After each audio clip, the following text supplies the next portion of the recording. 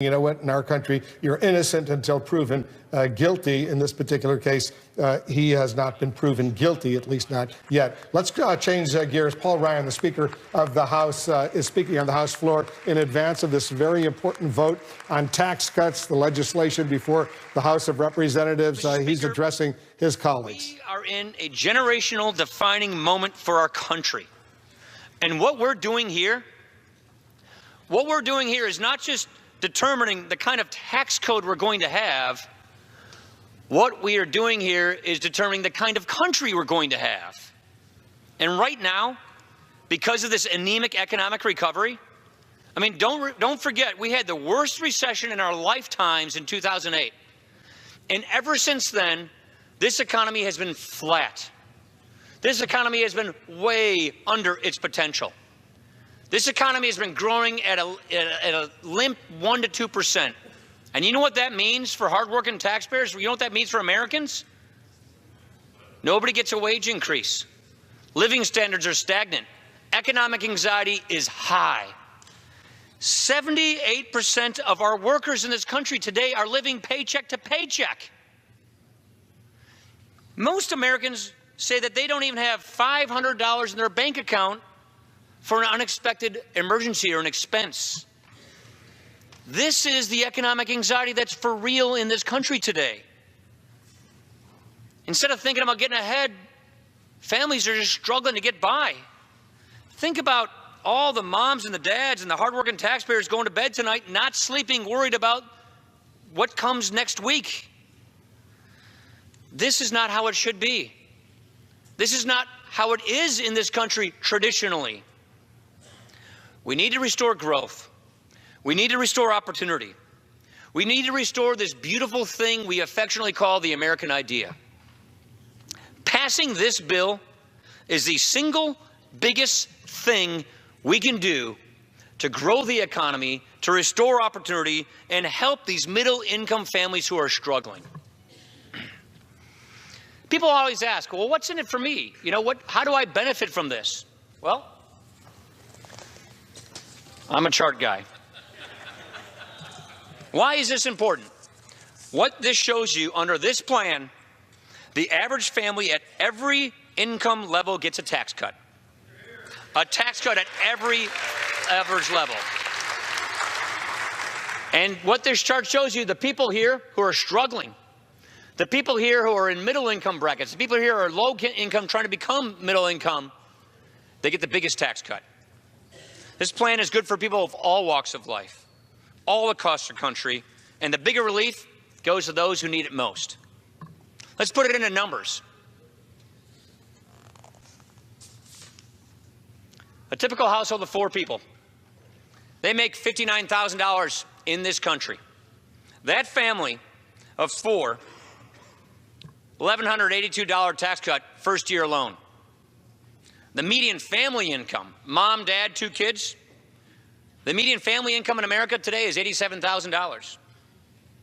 That family will get a $1,941 tax cut right away, year 1.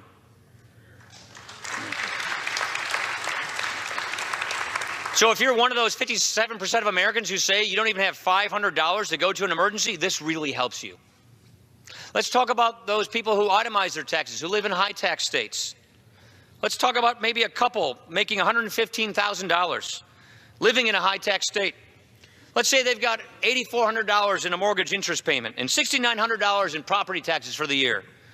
They can still write all of those off under this plan, and they will still see a tax cut of $1,130. If they got kids, an even larger tax cut. Not only do people get to keep more of their own money in their own pocket, but we dramatically simplify the tax system. We make it more fair. Today, 7 out of 10 Americans don't itemize their deductions. That means 70% of Americans take what we call the standard deduction for their taxes. And it's just that, it's standard, it's straightforward. You're not taxed on that income. But over the years, Washington has piled on special interest loophole after special interest loophole after special interest loophole. And these loopholes are skewed to the people who are wealthy, who are well-connected, who can afford all the tax lawyers and all the accountants to navigate the tax code so they can get a good deal. But if you're not in that group, if you don't have the lawyers and the accountants, and you're just scraping away in your middle income, you don't get those deals. So what we want to do is take those loopholes away, make it fair for everybody, lower tax rates, and make it easy. Here's how easy this gets.